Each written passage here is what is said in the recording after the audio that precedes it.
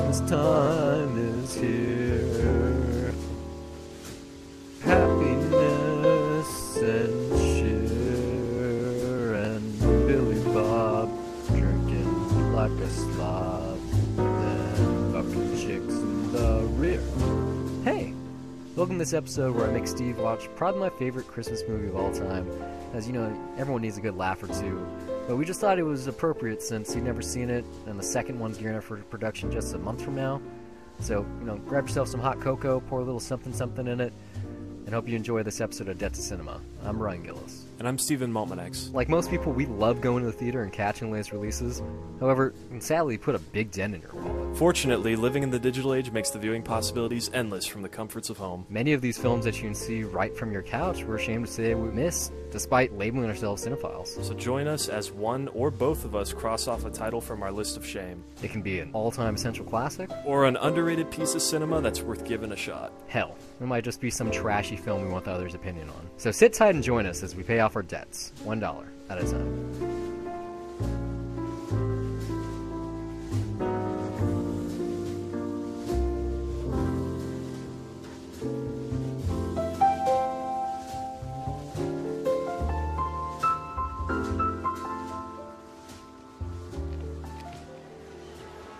Look who's here, Jimmy. It's Santa. Oh, fucking great. Let's tell him what you want for Christmas. I'm on my fucking lunch break, okay? So Merry Christmas, everyone. This is our second in a row for the season. I wonder if we're going to pick a happy holiday classic at some point. This is totally a happy movie. Really? I feel like I've just been watching a bunch of depressing crap lately for Christmas. There's Gremlins, there's Krampus. This isn't in the horror realm, but it's... Gremlins isn't depressing either. It's supposed to be a horror comedy. Well, yeah, it's a comedy. Like, there's horror elements, but I think it's far from a depressing movie. Yeah, I mean, it's, something nice that, really gets the spirit of Christmas, though. You know what I'm saying? Heartwarming. Yeah. I think the spirit of Christmas, well, I haven't seen Krampus, but I'm pretty sure it's there in all three. I mean, it's a fucking holiday about a savior being born. It's not that... I know, I just want to feel special good about it that. anyway. You didn't feel good about this movie? It didn't make you laugh?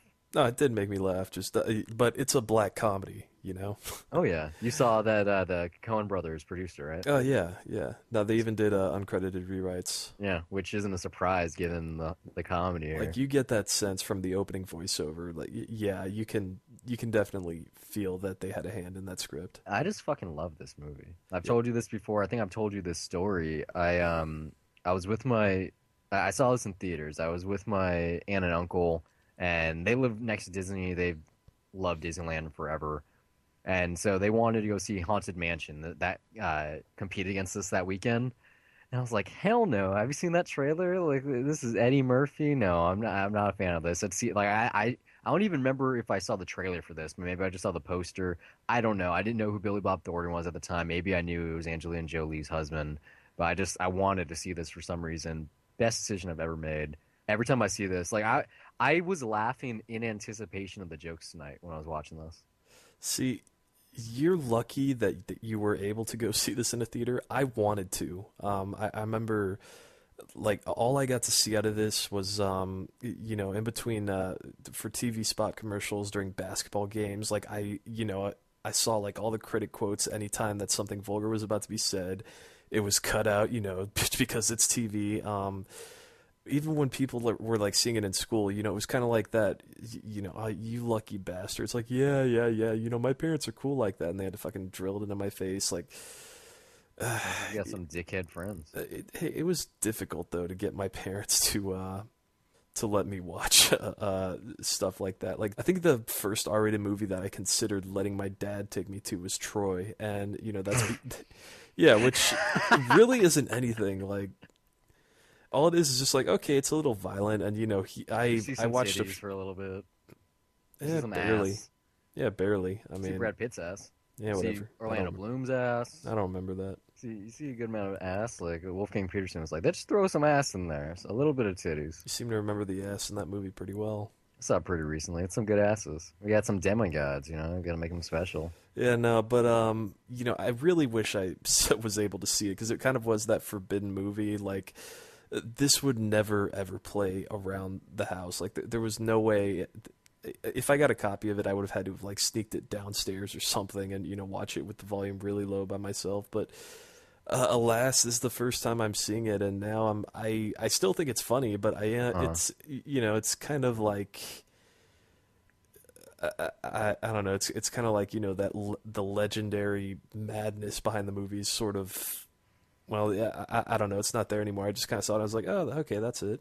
See, I don't see it that way. I know this is a really funny movie. It is funny. I guess I'm just humor. Yeah, it's funny. I guess I wish I don't know. I feel like something simmered out a bit for me.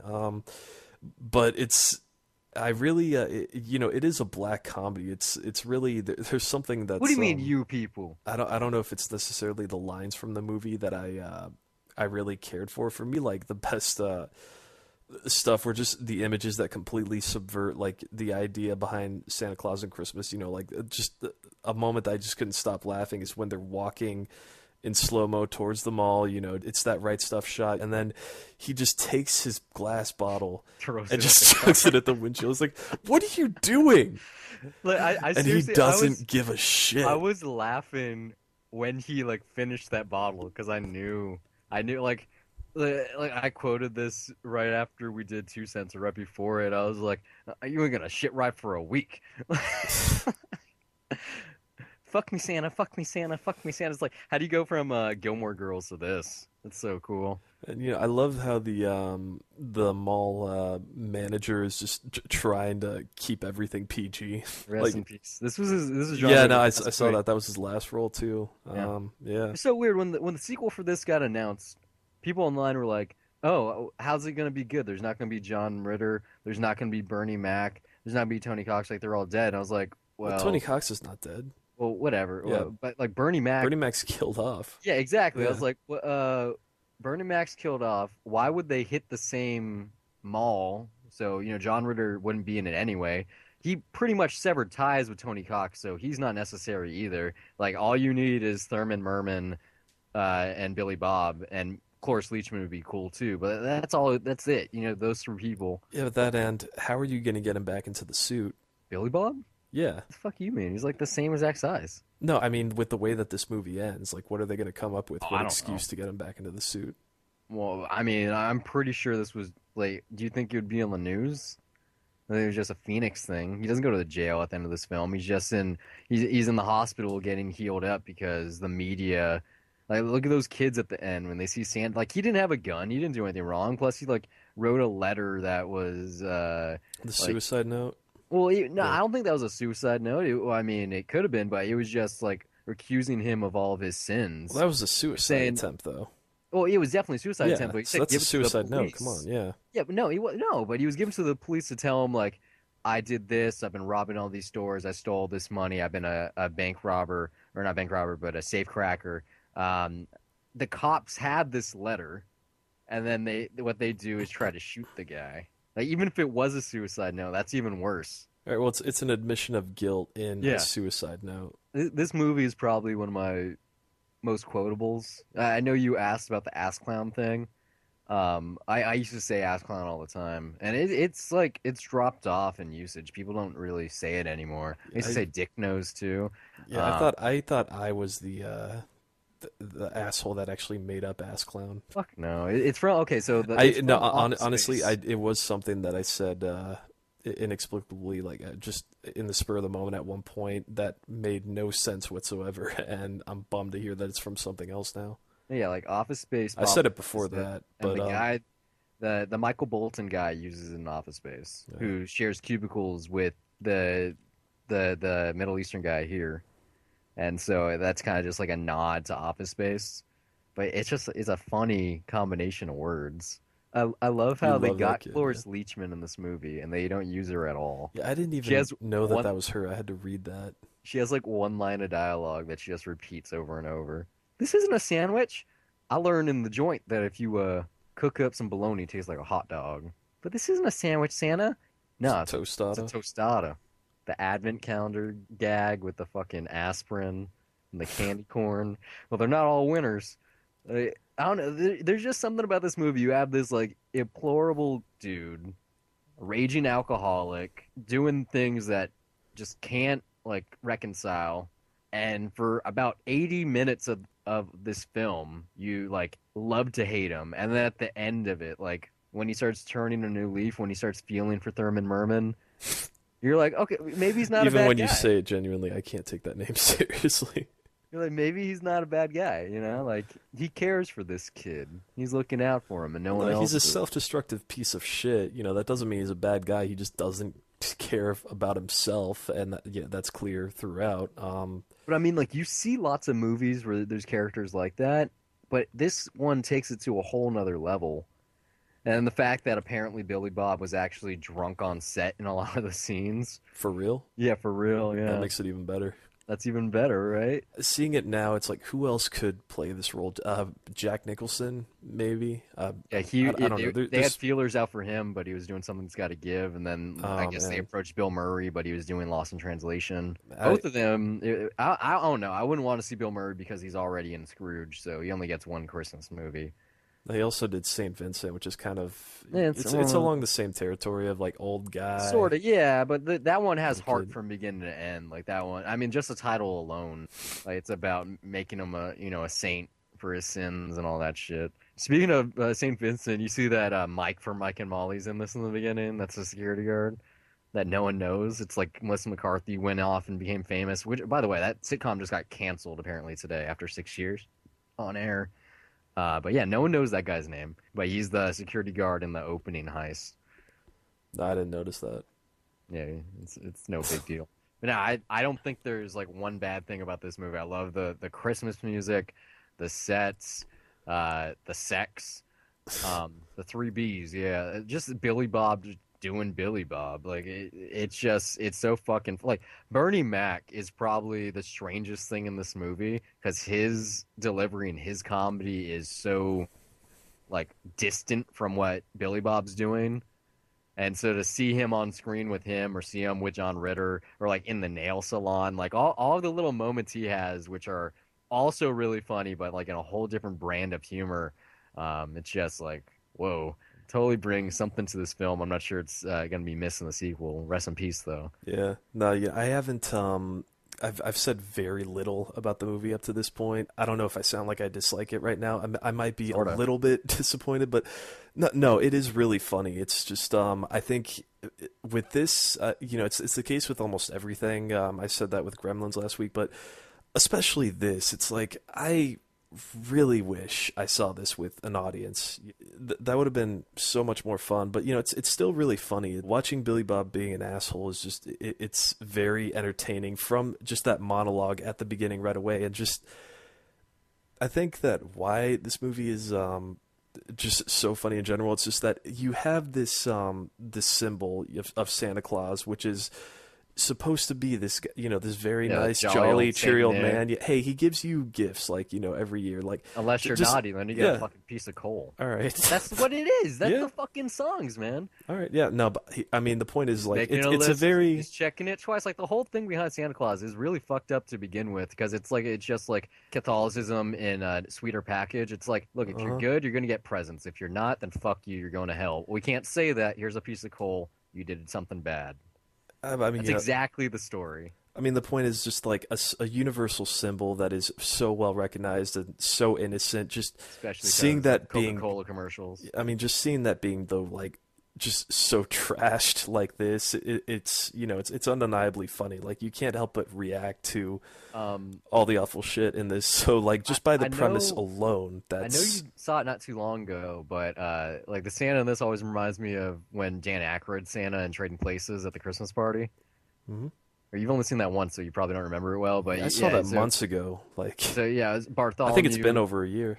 Bartholomew returns to his stock exchange, and he has like that Christmas bag, and he reaches over at the platter and he picks up this like whole salmon and like starts eating it through his Santa beard, and like the hair is going into his mouth at the same time.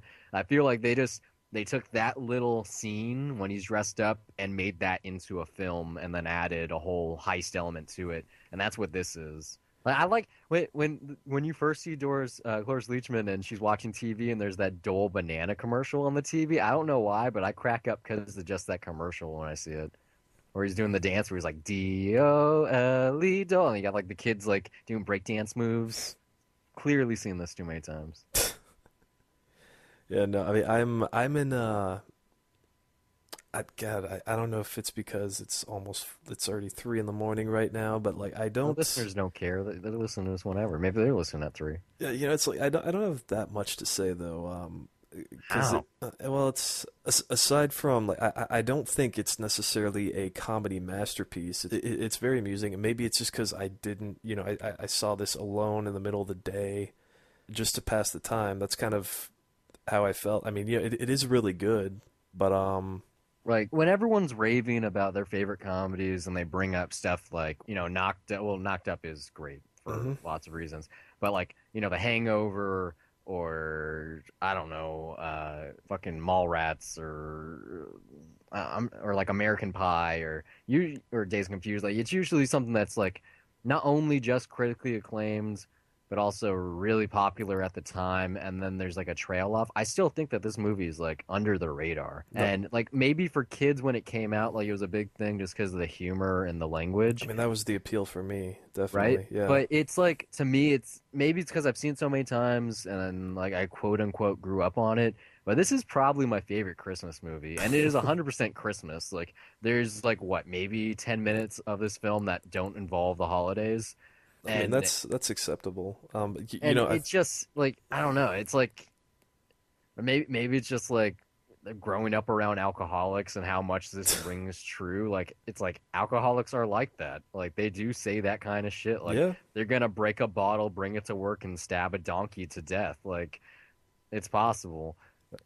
Like, he pisses his That's at their pants low twice point. in this film. I think if anything, like it's kind of a small nitpick because you don't really go to comedies for plot. You go, to see laughs. So if it's going down a very formulaic route, that doesn't really matter. But for me, it's I don't know. I guess it just affects my enjoyment a little bit. Like I have to be far more drawn in and invested in characters, and I think that's why I respond a lot more strongly to some of the Judd Apatow stuff, is because those are characters that feel more real to me and that I feel more interested in. Whereas, I mean, this, also the I don't Apatow really. films, they have a lot more drama going Yeah, on. And like- that's the reason why there's characterization. And this is like, it's very simple. It's like all I know about Billy Bob Thornton is, he's an alcoholic and he cusses and shit. And, it's like it's like a sad Daffy Duck character, which is fine, but I mean, I never felt like this dragged on whatsoever. I was always entertained when he was on screen, but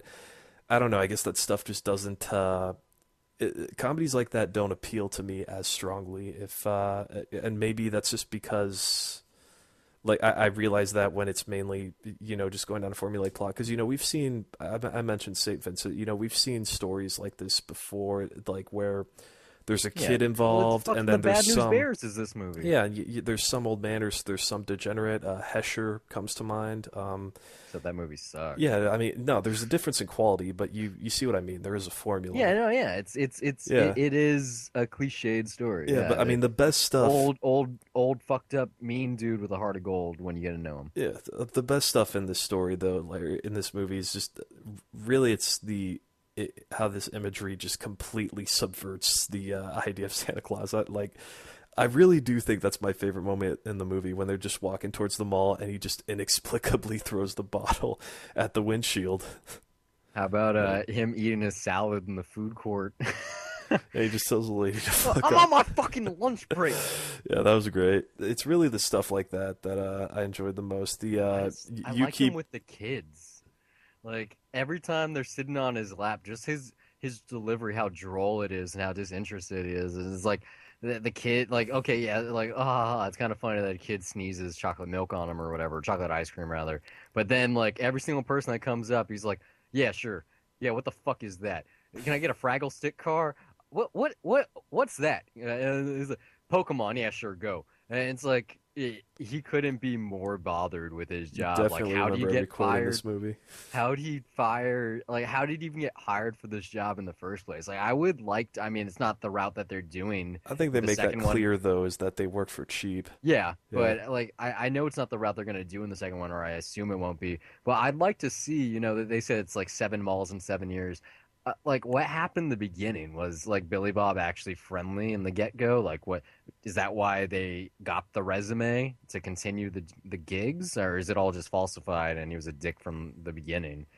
I Like assume so. maybe there's a flashback. I would like a flashback in the sequel that's coming out a year from now, I believe. Yeah, even then, I don't. I feel like a sequel is ultimately probably going to disappoint. I hate to be Oh, that I don't party care. pooper, but yeah, it's probably looking not for going a to be couple of as laughs. iconic as this. I'm just looking for a couple of laughs and a good time, and if it can at least keep a smile on my face, then that's gonna be worth my dollar, at maybe the dollar that this one's worth. Speaking of which, if you can't tell by now, I would definitely buy this for $1. I need to buy this. The problem is every time I'm at a Target or whatever, and there's the cheapo bin, it's always the bad Santa, and I don't approve of unrated cuts. Well, the Even bad Santa is apparently the director's cut, which he made shorter after I don't know, sometime like I think there's a Blu-ray set with all three cuts. what's the third cut? I'm not Oh, sure. Yeah, unrated, the batters. There's theatrical. unrated, and then there's badder, Yeah. which is the director's cut, the shorter version. I'll check it out. I I know don't what know why, it has, but so maybe I'll check it out. I am there with you. Like, I think when all is said and done, I would buy this for $1 because it is a comedy and it made me laugh. And really, that's the best that's the standard that any comedy should be really held up to, is because that's the only responsibility that it has, and it does everything right. It's just I guess I wish I had a better experience watching it. I think if I get the chance some other Christmas to catch this at a theater at some classic movie screening, I will definitely take it. I don't know why there aren't any around, and I haven't ever seen them around, so maybe this is still pretty low on the radar, although it did very well at the box office when it came out. I mean, it had legs, it did a steady performance. I think it made $60 million. That's good. The budget was probably like 12. Yeah, I mean, it made most of its money in the States too, so especially for that time of year. And that's $2003. Yeah, that's a really good final gross. But yeah, no, I really would like to see it again with an audience. Well, thanks for listening, guys. I hope it's been a pleasure. If you enjoyed it, you can find updates and when episodes go live on Facebook and Twitter at Dollar Reviews. You can follow me personally on Twitter at Brian Gillis, that's BryonGillis, and also under the same name on the lovely site Letterboxd, which acts as my film diary, where I rate the films I watch on an almost daily basis, write the occasional review, and even sometimes compile lists. You can also find me on Twitter at S_MTX, and also follow my film diary at letterboxd.com. My username is also S_MTX. There I log everything I watch and sometimes write brief reviews. If you'd like to contribute some talking points, maybe send us a film or two that you'd like for us to review, or just some feedback of any sort, you can do so by sending us an email to dollar.review@gmail.com. And if you want to hear more of us, you can find our entire archive at dollarreviewspodcast.wordpress.com. We're also on iTunes, where you can download episodes and listen to us anywhere, and you can also hear us on SoundCloud and TuneIn Radio just by searching Dollar Reviews. Until next time, keep the change.